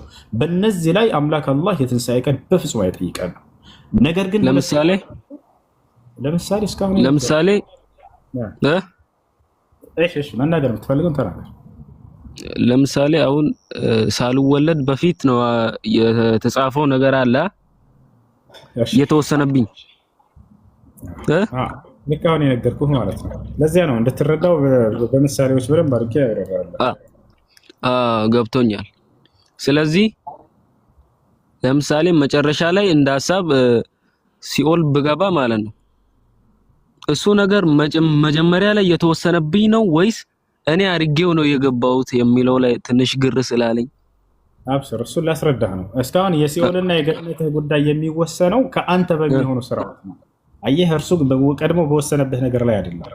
ለአንተ የሚሆኑ ስራዎች ወደፊት የምትሰራውን ዛሬ አሁን አንተ ለምሳሌ አምላክ ከፈጠረህ በኋላ 50 ዓመት ምድር ላይ እንዲያኖርህ ወስኖ ከሆነ በዚች ጊዜ ምን እንደምትሰራ ጽድቅ ይሁን ኃጢአት ቀድሞ ሳትገኝ በፊት አንተ ያውቀዋል አያውቀውም? በእውቀት ደረጃ ያውቀዋል። አየህ አይደለ? ያን ያውቀዋል። ስለዚህ ጽፎታል ወይንም ሲባል ጊዜ ያንን አንተ ወደፊት በአንተ ነፃ ምርጫ ፈቃድ የምትሰራውን ቀድሞ ስለሚያውቀው የጻፈው። ባይጽፈውም ያ ነገር መሆኑ የማይቀር ነው። ገብቶሃል አይደለ? ምክንያቱም አንተ በራስህ ነፃ ምርጫ ፈቃድ ሰጥቶ ወደህና ፈቅደህ የምትሰራውን ነው እርሱ በቅድመ እውቀቱ ያንን ነገር የመዘገበውና የጻፈው። እንድትሰራ ጽፎብህ ቢሆን ኑሮ የዛኔ ኃላፊነቱን ራሱ ነው የሚወስደው። ልክ የቀድሞቹ ለምሳሌ ወንድ እንድትሆን ሴት እንዲሆኑ ሴቶች እንዲሁም ደግሞ ጥቁር መሆን፣ ቀይ መሆን፣ አጭር መሆን ይሄንን ራሱን የወሰነው። በዚህ ነገራቶች ላይ በፍጹም አይጠይቀንም። ለምን ሙሉ አካል ሆነ አልተፈጠርክም አይልህም። ቆማጥ አድርጎ ፈጥሮት ከሆነ ሰው ያ የራሱ ውሳኔ ነው። አየህ አይደለ? ከእኛ የሚሆኑ ጽድቅና ኃጢአቶች ግን እነሱን ነፃ ምርጫ ፈቃድ ሰጥቶናል። ማስረጃ አላህ በቁርአን ላይ ፈመን ሻአ ፈልዩሚን ወመን ሻአ ፈልየክፉር አለ። የፈለገ ይመን የፈለገ ይካድ አለ። አየህ አይደለ? ነፃ ምርጫ ፈቃድ ፍላጎትን ያንን እንደተወለህ ይሄን ይገልጽልሃል። የገነትና የገሃነም ውሳኔያችንም የሚሆነው በእኛ ምድር ላይ በሰራናት ስራ ነው። አላህ በቁርአን ላይ ሲናገር ይላል ፈዙቁል ዐዛበ ቢማ ኩንቱም ተክሲቡን ይላል። በምድር ላይ ስትሰሩ በነበራቸው ስራ ምክንያት ገሃነምን ግቡና ቅመሱ ይባላሉ አለ። በሌላ ቦታ ላይ ምን ይላል? ፈዙቁል ዐዛበ ቢማ ኩንቱም ተክፍሩን አለ። ስትክዱኝ በነበራችሁበት ምክንያት ግቡና የገሃነምን እሳት ቅመሱ ይባላሉ አለ። የስራቸው ውጤት ነው። ስለ ገነት ሰዎችም ሲናገር ምን አለ? ወቲልከል ጀነቱ ለቲ ኡሪቱሙሃ ቢማ ኩንቱም ተዕመሉን አለ። ባሁና ሰበብያ አይ ቢሰበብ ማ ኩንቱም ተዕመሉን ለማ ኩንቱም ፊ ዱንያ፣ በምድር ላይ ስትሰሩ በነበራችሁት መልካም ስራ ምክንያት የገነትን ጸጋ ግቡና ውረሱ ይባላሉ አለ። አየህ አይደለ? ስለዚህ የቀጣዩ ዓለም ዕጣ ፈንታችን የሚወሰነው ለእኛ ነፃ ምርጫ ፍቃድ ተሰጥቶን በሰራናቸው ስራዎች እንጂ አምላክ አላህ ቀድሞ አንዱን ለገነት አንዱን ለገሃነም ብሎ አዘጋጅቶና መርጦ አይደለም። ነገር ግን ያንን አምላክ ያውቀዋል ይጽፎታል ሲባል ጊዜ የወደፊቱን እኛ የምንሰራውን እውቀት መሰረት አድርጎ እንጂ የጻፈው እንዲሆኑ ብንጽፎብን አይደለም። እንደሚሆኑ ነው እንጂ የጻፋቸው እንዲሆኑ ወይም ደግሞ እነዛ ነገራቶች ይሄን መስራት አለበት ይሄ ሰው ብሎ ቀድሞ መርጦልህና ወስኖልህ አይደለም። እሺ ከታች ወንድማችን ሰላም አለይኩም ወራህመቱላሂ ወበረካቱ። ኡስታዝ ወአለይኩም ሰላም። እሺ ኡስታዝ ሰላም አለይኩም። ሰላም አለይኩም ወራህመቱላሂ ወበረካቱ። ይሰማል? ይሰማል። አላህ ያርግ። ኡስታዝ ሰላም ነው? አሚን አሚን አሚን። ደህና ነኝ አልሐምዱሊላህ። ላቢያን ይመልስልህ። እንትን ማለት ይቻላል እንደ ኡስታዝ እኔ ወሃብያ ነኝ፣ እኔ ሰለፍያ ነኝ፣ እኔ ከሌ መንሃጅ ነኝ ብሎ በአደባባይ እንደዚህ አይነት እሺ ወሃብያ ስለሚባል ቅድም ስናገር ነበር እሰማለሁ። ጥያቄም ነበረኝ ቅድም ስናገር ነበር እኮ ስለ ወሃብያ ረዘም አድርጌ ስናገር ስለነበር ከሰማህ በቂ ነው። ወሃብያ የሚባል እንጃ የለም። ሰምተሃል? አይሰማም? ካልከሰማ እንዴት ማድረግ ይችላል? ሌላ ጥያቄ አለ ስቀጥል። አይ የኔ ለየት ይላል ጥያቄው። አይ ነበር አለበት ሰለፊያ ነኝ እኔ ከሌ መንሃጅ ነኝ እንደዚህ ምናምን ብሎ በአደባባይ ለሰው ማውራትስ እንዴት ነው የሚመስለው በእስልምና? ኦኬ ሰለፊ ነኝ ማለት ይቻላል፣ ችግር የለውም። ሼክ አብዱልዓዚዝ ኢብኑ ባዝ ተጠይቀው ነበር። አንድ ሰው ሰለፊ ነኝ ቢል ችግር የለውም ብለዋል። ሰለፊ ነኝ ማለት ምን ማለት ነው? ወደ ብለው ስንመጣ አነ አተቢዑ ልኪታብ ወሱና ዐላ ፈህሚ ሰለፊ ልኡማ ማለት ነው። እኔ ቁርአንና ሐዲስን በቀደሙት በመልካም ሰለፎች ግንዛቤ እገነዘባለሁ ማለት ነው። ማናቸው ሰለፎች ከተባለ ወልመቅሱድ ቢሰለፍ ሁም አህሉል ቁሩን አልሙፈደላ አሰላሳ አለዚነ ዘካሁም ነቢይ ሰለላሁ ዐለይሂ ወሰለም ፊ ሐዲሲሂ ሐይሱ ቃል ኸይሩ ናስ ቀርኒ ሱመ አለዚነ የሉነሁም ሱመ አለዚነ የሉነሁም። ነቢ ሰለላሁ ዐለይሂ ወሰለም 3 ክፍለ ዘመናትን አወድሰዋል። መልካም ሰዎች ማለት በእኔ ዘመን ያሉ ናቸው፣ ከዛ የሚቀጥሏቸው፣ ከዛ የሚቀጥሏቸው ብለዋል። በ3ቱ ክፍለ ዘመን ላይ የነበሩ አካሎች አሰለፉ ሷሊህ ይባላሉ። የእነርሱ ለቁርአንና ለሐዲስ የነበራቸው ንጹህ ግንዛቤ ከቢድዓ የነጻ ከሽርክ የነጻ ስለነበረ ምን ተብሎ ይጠራል? ፈህሙ ሰለፍ ሷሊህ ይባላል። የቀደሙት መልካም ሰለፎች ግንዛቤ ተብሎ ይገለጻል። የእነርሱ ግንዛቤ ንጹህ ግንዛቤ ነውና ለቁርአንና ለሐዲስ የነበራቸው ግንዛቤ ያን መከተል ሰለፊ ያስብላል። ፈህማቸው ምን ይባላል? ጠሪቀት ሰለፊያ የሰለፎች መንገድ ጎዳና ይባላል። ስለዚህ ያን መከተል ችግር የለም። በዚያ ራስን መግለጽ ችግር የለም። قال شيخ الإسلام ابن تيمية رحمه الله تعالى لا عيب على من أظهر مذهب السلف وانتسب إليه واعتزى إليه بل يجب قبول ذلك منه بالاتفاق فإن مذهب السلف لا يكون إلا حقه. شيخ الإسلام ابن تيمية رحمه الله تعالى لا عيب على من أظهر مذهب السلف لا يسلفوا تشنقودانا برسولي قال بعد الرقصة من ما يتنور اللبتم وانتسب إليه ولزيا منهج راسون يستقام سولا شكر اللبتم أنا يسلفوا تشنقودانا كثلا واعتزى إليه. قال الشيخ عبيد الجابري رحمه الله تعالى واعتزى إليه أي الذي يقول أنا سلفي أنا سلفي لا يقولوا بالناقر سو بلم شكر اللبتم بلو الشيخ عبيد الجابري يعني ابن تيمية لقى قرب زي ما قلت ترارتوت تناقروت بل يجب قبول ذلك منه بالاتفاق فإن مذهب السلف لا يكون إلا حقا. إمام الذهبي تاريخ سعد القزي سير أعلام النبلاء علي بركات سلفوتشن وكان سلفيا ينبه ያ አካል ሰለፊ ነበር እያሉ ይናገሯቸዋል። ስለዚህ ሼክ አብዱልዓዚዝ ብን ባዝ ታላቁ ዓሊም ተጠይቀው እኔ ሰለፊ ነኝ ባለ ሰው ላይ ችግር የለውም ብለው ተናግረዋል። እኔ ቁርአንና ሐዲስን በሰለፎች ግንዛቤ እገነዘባለሁ ማለት ነው። እንዲህ ሰለፊ የሚለው ሌላ የተለየ ከቁርአንና ከሐዲስ ውጭ የሆነ መዝሀብ አይደለም፣ መንገድ አይደለም። ቁርአንና ሐዲስን ሰሓቦች፣ ታቢዒዎች፣ አትባዑ ታቢዒን በተገነዘቡበት ግንዛቤ እገነዘባለሁ ማለት ነው ባጭሩ። ያ ነው። ለምሳሌ ቁርአን ትከተላለህ? አዎ። ሐዲስን ትከተላለህ? አዎ። በማን ግንዛቤ ብትባል በሰለፎች ግንዛቤ። ማናቸው ሰለፎች ከተባልክ ሰሓቦች፣ ታቢዒዎች፣ አትባዑ ታቢዒን። ይሄ ባጭሩ ምን ይባላል? አተቢዕ ልኪታብ ወሱና ዐላ ፈህሚ ሰለፊ ልኡማ የሚለውን ባጭሩ አነ ሰለፊ የሚለው ጥቅልል ያደርገዋል። ቃል በቃል ሼክ አልአልባኒ ረሒመሁላህ ተዓላ እንደሱ ብለዋል። ወተኽተሲሩ ኩለ ሃዚሂ ልዕባራት ጠዊላ ቢከሊመት አነ ሰለፊ ይላል። ይሄን ሁሉ ረጅም የሆነውን ፍቺ ንግግር እኔ ሰለፊ ነኝ በሚለው ማሳጠር ትችላለህ ብለው ተናግረዋል። هذا كلام العلماء المعاصرين الشيخ عبد العزيز بن باز والألباني والشيخ ابن عثيمين والشيخ صالح الفوزان رحم الله من مات وحفظ الباقي. أين يسأل الله عنه الشيء قلبي السلام عليكم زوم. وعليكم السلام قلبي يتاچن عند شهادة ما استفلقالች እና እሺ አብራለች አለች አሁን እስቲ ይተዋ አማታለች። እሺ ታናግረኝ። ሰላም ሰላም በይ። ሰላም ነው፣ እንዴት ነሽ? ሰላም አለን አልሐምዱሊላህ። እስልምናን መቀበል ፈልገሽ ነው? አዎ። እሺ የምለውን ቃል አብረሽኝ እየተከተልሽ በይ። እሺ አሽሀዱ أشهد ألا أن لا إله إله إلا الله إلا الله وأشهد أن ألا سيهون ألا سيهون أن محمدا رسول الله ማሻአላህ ጨርሰሻል። አላህ ምስጋና ይቀበል። ከዚህ በኋላ ሙስሊም ሆነሻል።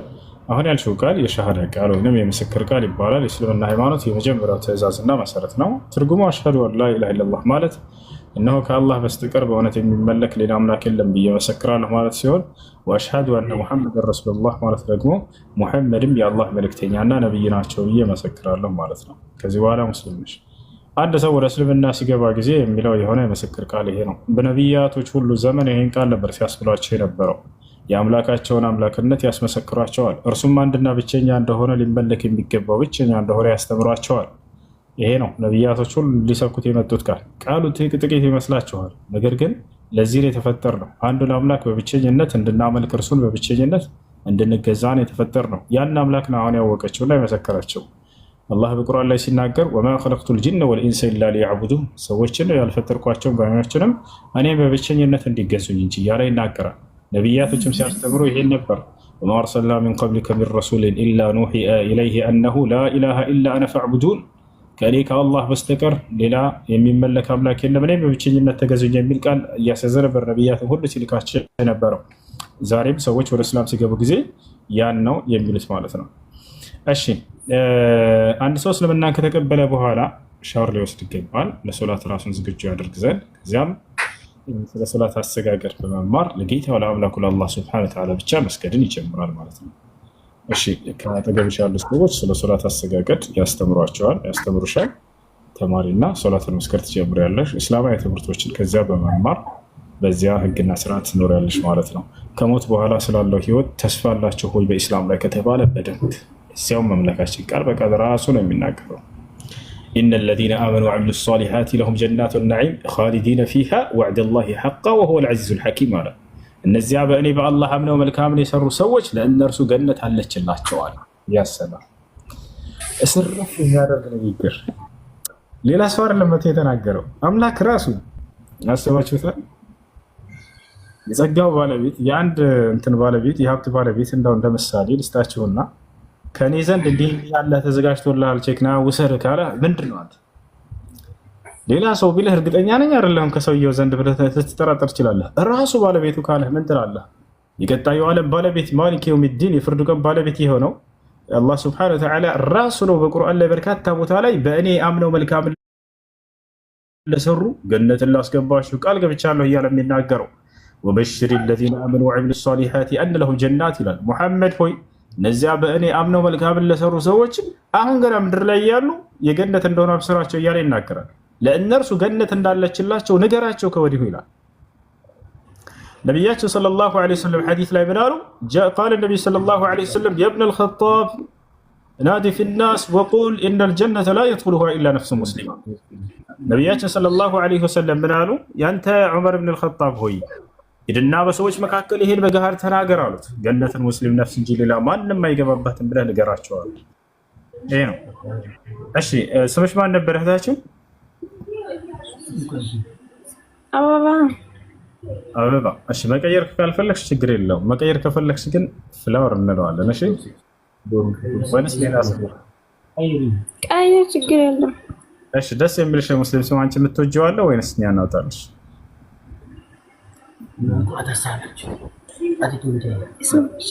አንቺ የምትፈልጊው ስም አለ? አያንቱ ማሻአላ ኡስታዝ አያንቱ ትፈልጋለች። አያንቱ የሚባል ስም በቃ ደስ ያላትን ትምረጥ፣ ችግር የለውም። እሺ በቃ ስለ ሶላት አሰጋገድ ስለ ወዶ አደራረግ አስተምሯትና ሶላት መስገድን ትጀምር። እስላማዊ ትምህርቶች እንድትማር በአካባቢዋ መስጂዶች ካሉ ወይንም ሙስሊም ጓደኞች ካሏት ከእነርሱ ጋር በመነጋገር የምትማርበትን መንገድ አመቻችላት። እሺ መርሐባ። እሺ ጀዛኩሙላህ ኸይረን። እሺ ቀጥሉ። ወበረካቱ። ወአለይኩም ሰላም ወራህመቱላሂ ወበረካቱ። በመጀመሪያ አላህ ያርጊ። አሚን። አንድ እህታችን አንድ ጥያቄ አላት፣ እኔ ደግሞ ሁለት አለኝ። የእሷ ጥያቄ ቅርብ ጊዜ ነው እስልምና የተቀበለች። ቤተሰቦቿ ሙስሊም አይደሉም ሁሉም ማለት ነው። የእህቷ ልጅ ኒካህ ሊያስራት ይችላል? እሺ ሸሪዓ ፍርድ ቤት አለ በአካባቢያቸው? ትንሽ ይርቅባታል። እዛ ሄደው ማሰር፣ ሸሪዓ ፍርድ ቤት ይሄዱና ማሰር። ነቢያችን ሰለላሁ ዐለይሂ ወሰለም አስሱልጣኑ ወልዩን ሊመን ላ ወልየ ለሁ ብለዋል። ከቤተሰቧን ከሚያስርላት ወኪል የሌላት የሸሪዓ ፍርድ ቤት ቃዲ ባለስልጣን እርሱ ወኪል ወልይ ይሆንላታል ብለው ተናግረዋል። እሺ ሁለተኛ ጥያቄ ደግሞ አንድ ሴት ተፈታ ተነስታ ማለት ነው ከጊዜ በኋላ ካላገባች እንጂ አትመለስም የሚባለውን ብዙ ሰዎች አውቆ እንትን አግብቶ ተነስቶ እንዲፋቱ ተነጋግሮ ተነስቶ ለመጀመሪያው ይመለሳሉ። ይሄ እንዴት ይታያል በእስልምና? ሶስት ጊዜ ተፈታ ጨርሳ ነው? አዎ ጨርሳ ተነስታ መልሶ ሊታረቁ ይፈልጋሉ። ለጊዜ አዳምጪ። አንድ ጊዜ ነው የፈታት ወይስ ሁለት ጊዜ ወይስ ሶስት ጊዜ? እርግጠኛ ሆኝ። ሶስት ጊዜ። በተለያየ ቀን ፈቷት ነው ወይስ በአንድ ቀን ነው ሶስት ጊዜ ፈትቻለሁ አላት? በተለያየ ጊዜ። እሺ ከዚያ በኋላ ወደ ከዚህ ከመጀመሪያ ባሏ ጋር ለመመላለስ ብላ አውቃ ሄዳ ሌላ ሰው አግብታ ለመመላለስ ይቻላል ወይ ነው ጥያቄው? አዎ አይቻልም። አዝዋጁል ሙሐለል ይባላል። አይቻልም፣ አይፈቀድም። በስነ ስርዓት አግብታ ሳትስማማ ቀርታ ብትፋታ ከሰውየው ጋር ከመጀመሪያ ባሏ ጋር እንደ አዲስ መጋባት ይቻላል። ነገር ግን ከመጀመሪያ ባሏ ጋር አውቃ ለመመላለስ ብላ የሆነን ሰው ሄዳ ኒካ ሰረኝና ፍታኝ ማለት አይቻልም። ላ የጁዝ አኒካህ ቢንየት ጠላቅ ሐራም። ለመፋታት ንያ አድርጋችሁ በውስጣችሁ ኒካ ማሰር ኃጢአት ነው፣ አይቻልም። ቦታችሁ አለ አይፈቀድም። ነገር ግን በስነ ስርዓት አገባችና እየኖረች እያለች አልተስማማችም ከዚህ ከሰው ጋር ተፋታች፣ መመለስን ሳታስብ ማለት ነው። ከዚያ ከሁለተኛ ጋር ከተፋታች ያ የመጀመሪያ ግብታት የነበረው ሰው ጋር እንደማይታወቁ ሆነዋል። ከሶስት ቀን በኋላ ሌላ ሰው ካገባች በኋላ ከዚያ በኋላ የፈለገችውን ሰው የማግባት መብት ስላላት ከመጀመሪያ ሰው ጋር እንደ አዲስ መጋባት ማሰር ይችላሉ። እሺ ሶስተኛ ጥያቄ ደግሞ በቀለበት ዙሪያ ማለት ነው። ቀለበት እና ኒካን ተመሳሳይ አድርጎ የሚያዩት ሰዎች አሉ። ይሄስ እንዴት ነው? አንድ ሴት ቀለበት ካሰረች ስህተት ነው። ቀለበት ስላደረጉ ብቻ እንደ ኒካህ አድርጎ መቁጠር እሱን አይቻልም። ኒካህ የራሱ የሆኑ መስፈርቶች አሉት። እነዚያ መስፈርቶች ካልተሟሉ ኒካህ ሊባል አይችልም። ዝም ብሎ ቀለበት ስላደረገ ብቻ ኒካህ ነው ማለት አይደለም። እሺ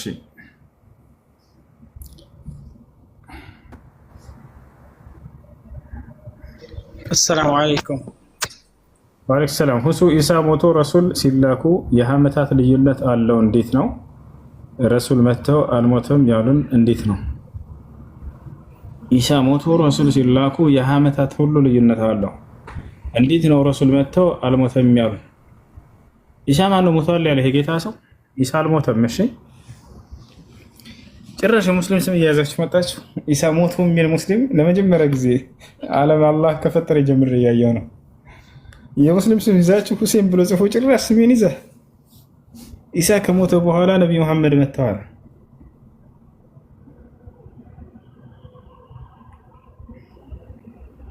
እሺ ጥያቄ አለ? ቀጥል። ጥያቄ አለ? ቀጥል። እሺ ወንድም ጥያቄ ነበረኝ።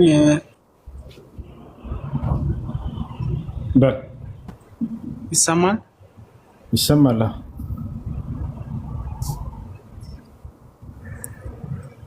አንዲት ባሏ የሞተባት ሴት የምትለብሰው የልብስ አይነት እና ደግሞ የምትቆየው የጊዜ ወራት ማለት ነው እና ደግሞ ሴቲቱ እርጉዝ ናች። ቦታው የባሏን ያለበትን ሀገር ለቃ ከቤተሰቦቿ ጋር መኖር ትችላለች ወይስ ያኔ እስተምትወልድ ድረስ የባሏ ቤት መቀመጥ ትችላለች? ብታብራራልኝ። እሺ ከታች ጂቱ ሰላም እንዴት ነሽ? እመልስልሃለሁ። ይሰማሻል?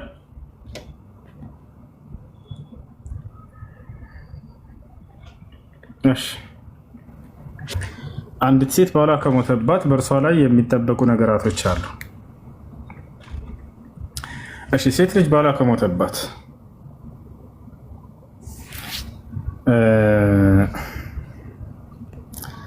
ባሏ የሞተባት ሴት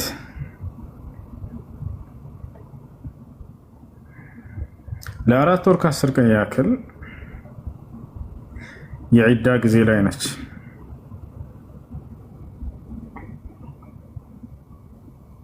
እርጉዝ የሆነች ስትቀር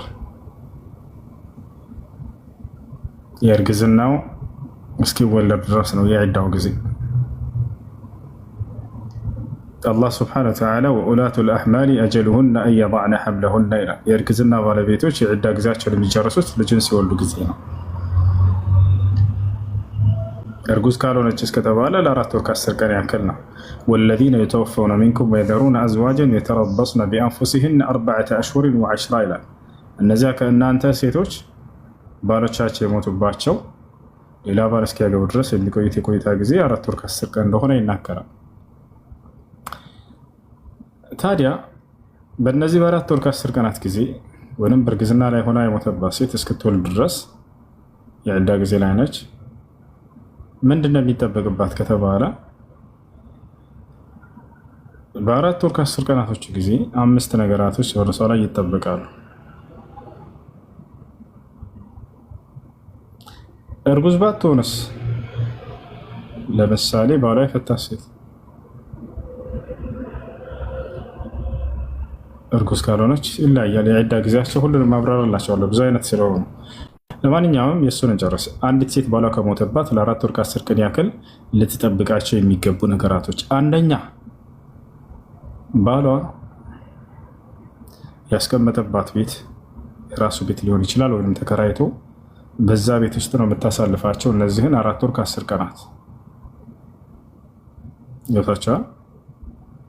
አቅሙ ከሌላትስ የምትከፍለው ይችልች። ለምሳሌ ተከራይቶ ነው ያስቀመጣት፣ መክፈል አልቻለች፣ ውጭ ያሏት የቤቱ ባለቤቶች፣ የዛኔስ ወደ ቤቷ ትሄዳለች፣ ችግር የለው። አቅሙ ካላት ግን እዛ ታሳልፈዋለች። እሺ ብቻዋን ከሆነችና ከፈራችስ?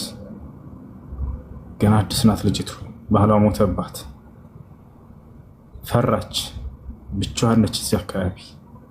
የዛኔ ወደ ቤት ሄዳ ብታሳልፍ ችግር የለም። ወይንም ከቤተሰብ አንድ ሰው እዛ መጥቶላት ታሳልፋለች። ታቻዋላ እንጂ ተጨናንቃ የግዴታ እዛው ትሁን የፈለገ ብትፈራ ምናምን ብሎ ሂሳብ የለም። ይሄ ነው። ሌላኛው ነገር ምንድን ነው? በእነዚህ በ4 ወር ከ10 ቀናቶች ሌላ ማግባት አይቻልም። የዒዳ ጊዜ ነውና በዒዳ ጊዜ ማግባት አይቻልም። ሌላኛው ነገር ምንድን ነው? ቀለል ያሉ ልብሶችን መልበስ፣ ያን ያክል የተጋነኑ ልብሶችን አልበስ። ከለሩ ጥቁር መሆን አለበት ወይ ነጭ ምናምን ላ ደስ ያላት ከለር፣ ነገር ግን ቀለል ያለ ይሁን። ያን ያክል ፈታኝ ልብስ አይሁን።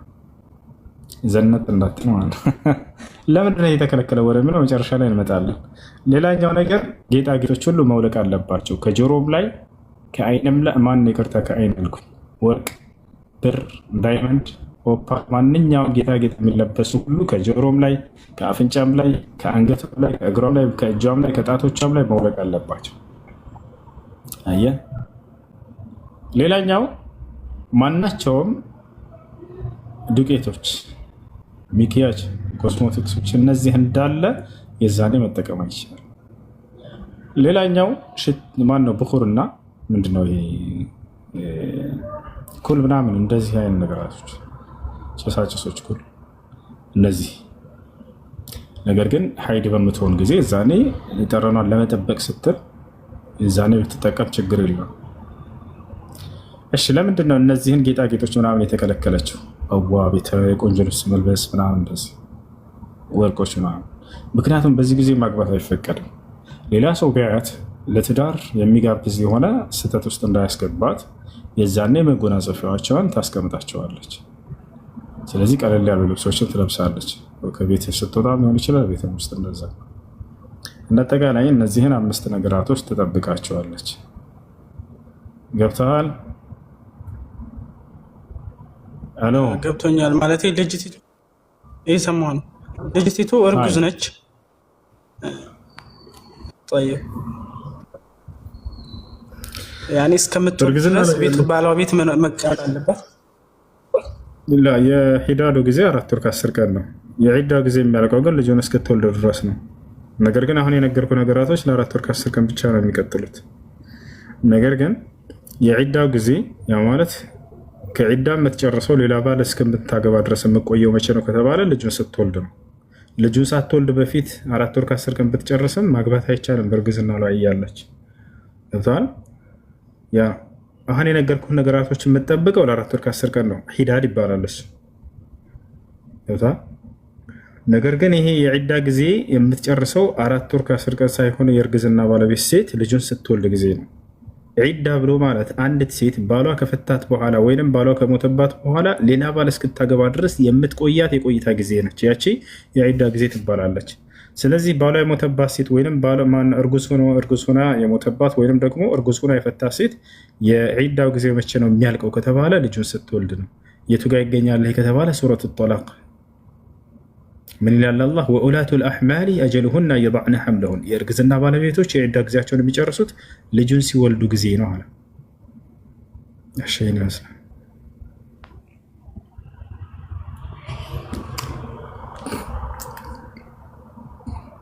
ሌላ ጥያቄ አለ? ያኔ አሁን መቀመጥ ያለባት ባሏ ቤት ነው። የቤተሰብ አካል አንድ አብሯት መኖር አለበት ማለት ነው። ባሏ ቤት እስከምትወልድ ድረስ መቀመጥ አለባት። ካልፈረች ችግር የለውም።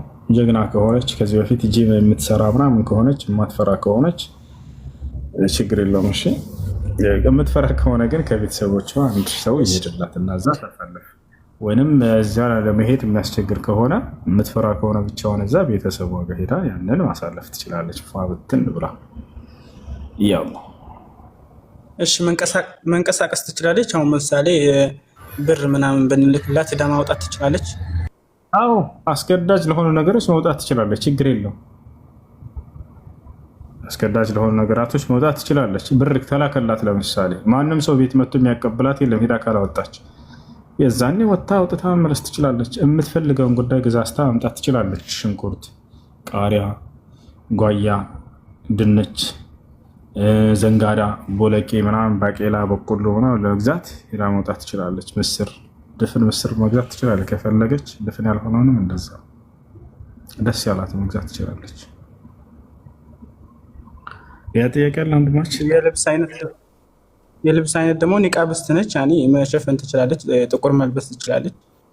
አዎ ችግር የለም። ጥቁር መልበስ ትችላለች፣ ቀይ መልበስ ትችላለች፣ ቢጫ መልበስ ትችላለች፣ አረንጓዴ መልበስ ትችላለች፣ ሰማያዊ መልበስ ትችላለች። ብዙ አይነት ከለር አለ። እሺ ጀዛከላህ ኸይር ወያኩ መርሐባ። እሺ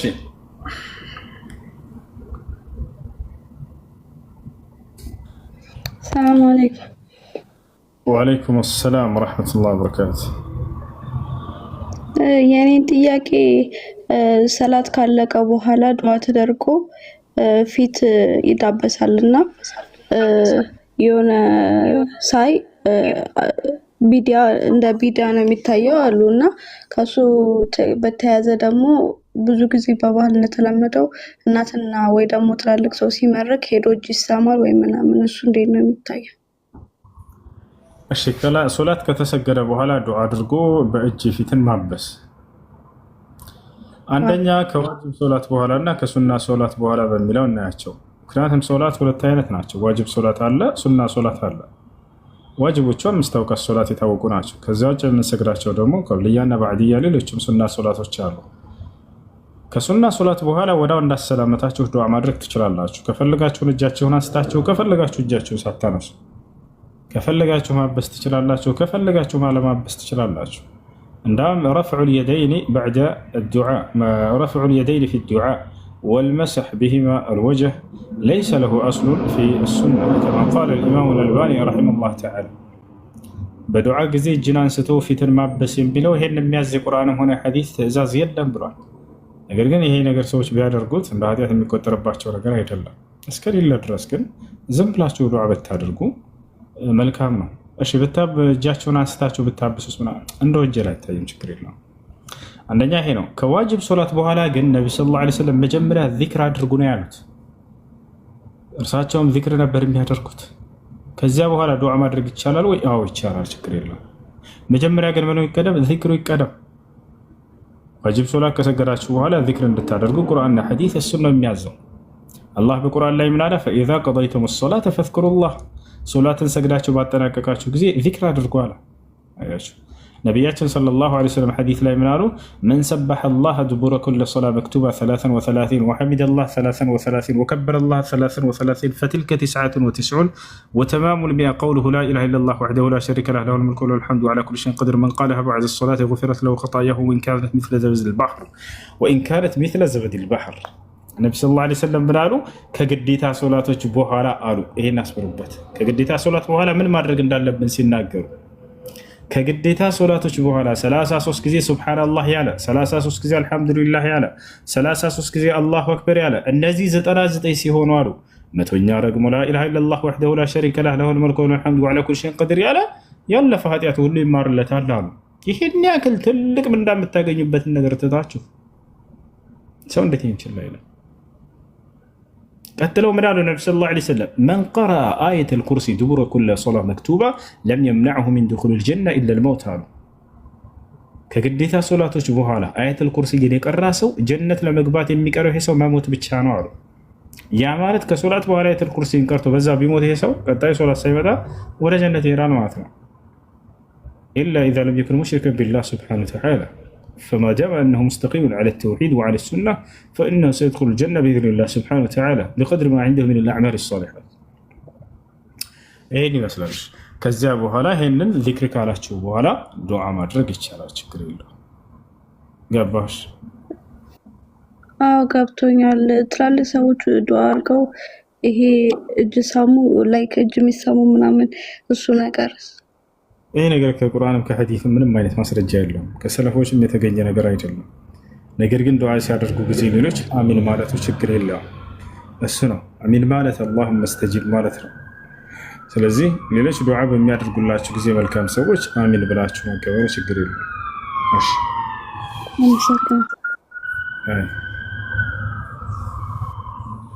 ሰላም አለይኩም። ወአለይኩም ሰላም ወራህመቱላሂ ወበረካቱ። የኔ ጥያቄ ለመስጂድ ተምር እሰጣለሁ ብዬ ነይቼ ነበር። በጦርነቱ ምክንያት መንገድ ተዘጋና ሳልሰጥ ቀረሁኝ። በዛ በተምሩ ምክንያት አሁን ለሌላ መስጂድ ብሰጥ ያኔ ላዚም እዛው ነው መሆን ያለበት ወይ ቁርአን ያኔ ወይ ንጣፍ ዝም ብዬ ገዝቼ በዛ በብሩ ብሰጥ ለሌላ መስጂድ ያኔ ምን ችግር አለው? قال النبي صلى الله عليه وسلم نية وينس نذر نبرهت ዝም ብዬ ነይቼ ነው ለመስጂድ ንያ ማለት ነው። ያ ከሆነ ችግር የለውም። ንያ ከሆነ መቀየር ትችላላችሁ። የተሻለ ነው ብላችሁ የምታዩትን ከዛ በኋላ መቀየሩ ችግር የለውም። ነዝር ቢሆን ነበር ሲያለሽ። ሌላኛው ጥያቄ ደግሞ ስለ እንትን ነው፣ ስለ ባልሐቅ ጓደኛዬ ጋር ተዋርመን ነው ያኔ ባልሐቅ ባልን ሳታስፈቅድ ሴት ልጅ ከቤት መውጣት የለባትም። በዚህ እየተዋረምን እሷ ትችላለች ያለኝ፣ እኔ ደግሞ ተምረናል። ያኔ ሴት ልጅ ባሏ አባቷ እንኳን ቢሞት ባሏን ሳታስፈቅድ ከቤት መውጣት የለባትም ብዬ በዚህ ነገርኳት። እሷ ደግሞ ከቁርአንና ከሐዲስ ማስረጃ ካላመጣሽ አላምንም ማለች ማለት ነው። እና ስለዚህ ትንሽ እንድታብራራ ፈልጌ ነው። ማስረጃ قال النبي صلى الله عليه وسلم إذا صلت المرأة خمسها وصامت شهرها وأطاعت زوجها وحفظت فرجها قيل لها ادخل الجنة من أي أبواب الجنة شئت. ነቢያችን ሰለላሁ ዐለይሂ ወሰለም ሐዲስ ላይ ምን አሉ? ሴት ልጅ አምስታወቃት ሶላቷን ከሰገደች፣ የረመዳን ወሯን ከጾመች፣ ብልቷን ከማመንዘር ከጠበቀች፣ ልክ እንዲሁ ደግሞ ባሏን ከታዘዘች የዛኔ በፈለግሽው የጀነት በር ግቢ ትባላለች አሉ። ስለዚህ ሴት ልጅ ካገባች በኋላ ያለ ባሏ ትዕዛዝ እንደፈለገች መውጣቱ ተገቢ አይደለም። እሱ ገብታችኋል አይደል? ልትነግረው ይገባል። መከባበር ሊኖር ይገባል። እሱም እንዲሁ ወጥቶ ሊርቅ ከወጣ ሊነግራት ይገባል። እኩል ሐቅ አላቸው። እሱም ሲሄድ ጊዜ የሆነ ቦታ ላይ ያለ እርሷ ሳይነግራት ምን ሳይላት እንደፈለገ መዞር ተገቢው አይደለም። ያሳውቃት፣ ይንገራት አንዳቸው ለሌላቸው። አላህ ሱብሓነሁ ወተዓላ ወለሁነ ሚስሉ ለዚ ዐለይሂነ ቢልማዕሩፍ እያለ ይናገራል። እና ይህ ነው። እሺ ባላ ቢሞት ምናምን የሚባለው ነገር ይሄ ግዴታ የሆኑ መሄድ ያለባት ነገራቶች ካሉ አሁንም ተሳውቀው፣ ከሌለስ ለምሳሌ አስገዳጅ የሆነ ነገር አጋጠማት ቤት እሱ ከሌለ እሱን ለመናገር ስልክም አልሰራ ምንም ነገር እሱን ማግኘት አልቻለችም ሴት አስገዳጅ የሆነ ነገር ካለ የዛኔ ለእርሷ አደጋ የማይደርስበት ቦታ ከሆነ የዛኔ ትል ችግር አይኖረውም። እሺ አይ مرحبا ጥያቄ አለ ቀጥታ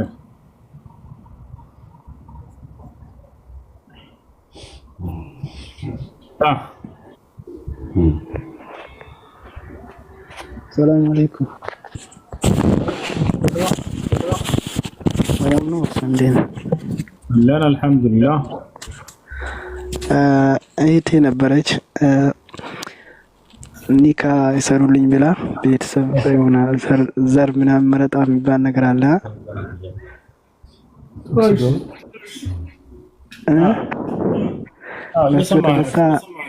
በሱ የተነሳ እምቢ ብለዋታል። እንዴት ማድረግ ይቻላል? እኔ ወንድሟ ነኝ። እኔ ማሰር እችላለሁ ወይስ እንዴት ነው የሚደረገው? እሺ በመጀመሪያ ለማስረዳት ሞክር። ዘር መስፈርት እንዳልሆነበት ነገር ያስረዳቸው። ቀስ ብላችሁ ቤተሰቦቻቸው ከተቀበሉ ሰየው አንቀበልም ካሉ ግን የዛኔ ወንድም ማሰር ይችላል። ምክንያቱም ይህ ኒካን የሚከለክል የሆነ አሳማኝ ምክንያት አይደለም። እሺ አመሰግናለሁ። ሌላ ደግሞ አብሮክ የሚሰግድ ሰው አለ። ለምሳሌ መስመር አልፎ ሲሄድ እንደዚህ በእጅ ጠቀስ አድርገው ወደኋላ ወደፊት ምናምን ማድረግ ትችላለህ እንዴ? አላህ ሱብሃነሁ ወተዓላ ይቻላል። ይብላን እስካልቀየርክ ድረስ እሺ እሺ ጥያቄ አለ አይገርም? ልክፈትል እኔ እኮ ለአንተ ለዛ ነው እኮ እንዲልክልኝ የፈለኩት ለአንተ። ወይ ጥያቄ ያለው አለ እንትን ገንዘብ እንዳይቀስ እንዳይል ነው ለአንተ ለኔ። ሰላም አለይኩም ወራህመቱላሂ ወበረካቱ። ወአለይኩም ሰላም። አይደለም ቁጥሩ እንድትለኝ አይደለም። አሁን ላይቭ ላይ ነኝ። ነዝለው ያ ጀማዓ። እሺ ጥያቄ አለ ቀጥል። እሺ የኔ ጥያቄ ማለት ነው እሺ ብዙ ጊዜ ስንማር በሐዲስም ላይ በምንም ላይ ሰምተናል። አንድ ጊዜ ሙእሚኖች ወደ ጀነት ከገቡ ክፉ ነገር እስካልሆነ ድረስ አላህን ከጠየቁት ይሰጣቸዋል የሚባል ነገር ሰምተናል። እና እኔ አሁን አላህን ብጠይቀው ስለ ሰሃቦች ድሮ ስለነበሩት ህይወት ማየት ብፈልግ አላህ ሊሰጠኝ ይችላል? ማየት ይችላል? አላህ ስብሓነሁ ወተዓላ ወማ ተሽተሂ አንፉሱኩም ብሏል። ለእናንተ ነፍሳቸው የምትፈልገው ሁሉ አለላችሁ ብሏል። የነቢያቶች ህይወት እንዴት ነበር የሚለውን ያንን አላህ ስብሓነሁ ወተዓላ በእርሳቸውና በህዝቦቻቸው መካከል ያሳለፉትን ያስተምሮት ጊዜ ማየት የፈለገን ሰው አላህ ይሰጠዋል። ይህ ነገር ክፉ ነገር አይደለም፣ ያሳየዋል። እሺ ዒሳ ከህዝቦቹ ጋር እንዴት ነበር ሲያስተምር፣ ሙሳ ከህዝቦቹ ጋር የነበረውን ቁጭ ብለን ያንን እንድናይ ያደርገናል አላህ ሱብሓነሁ ወተዓላ። ለእርሱ የሚሳነው ነገር የለም። አይ እሺ ቀጣይ ጥያቄ ደግሞ ስለ ሆረል ዐይኖች እስኪ ትንሽ ንገረን። ሆረል ዐይኖች አላህ ሱብሓነሁ ወተዓላ በጀነት የፈጠራቸው ፍጥሮች ናቸው።